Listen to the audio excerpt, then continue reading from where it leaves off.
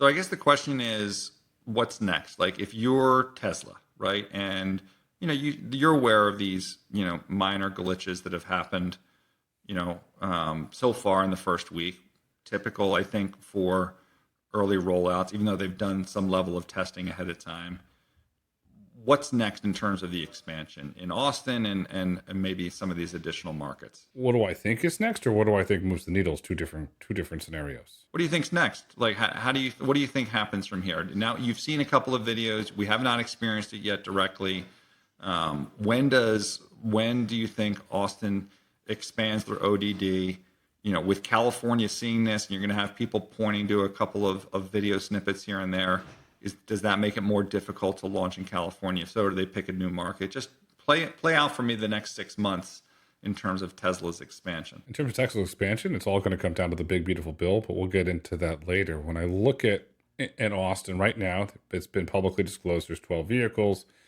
We're recording at the end of June. I'll say by the middle of July, 20 to 25 vehicles there. I'll give you a number 22 to 23 to be exact. Somewhere in that time frame.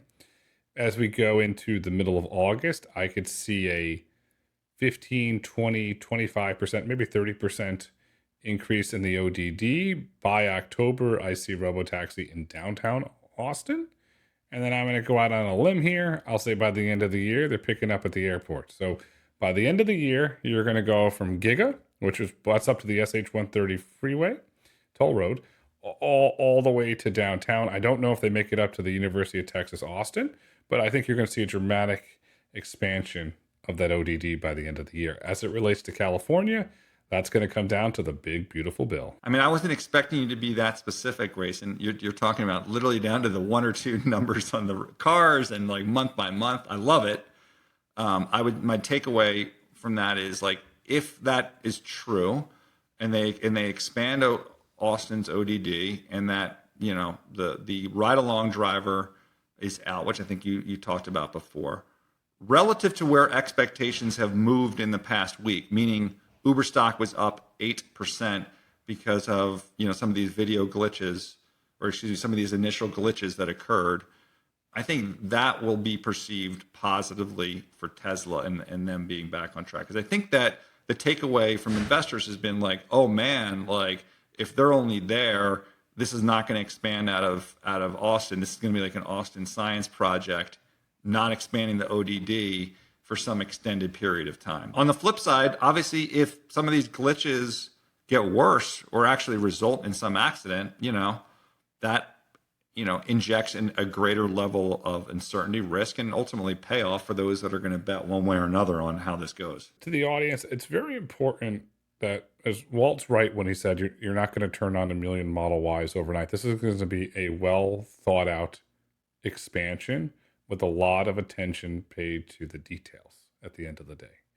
I do believe that they will expand faster than Waymo has because of where their technology is and how it's evolving and developing. But I want this is going to be a well thought out expansion with a lot of focus paid into the details. Yeah, and again, it just goes back to how we started this segment, which is, I think when you have, some of the initial coverage and some of these people building up expectations. Oh, this is better than Waymo. Oh, they're going to turn on a million taxis overnight. It just builds up a false expectation. Look, Elon is in part guilty for some of this based on, some of the stuff that he tweets, but like he is a leader. You have to understand that he is setting a milestone for his internal employees and put it in that context. But in terms of, setting market expectations, I think it's quite different. And as a reminder, and I know I said this many, many times on autonomy markets, I mean, institutional investors are generally very skeptical about, where Tesla is paces. I know you see analysts that go on CNBC, and say certain things.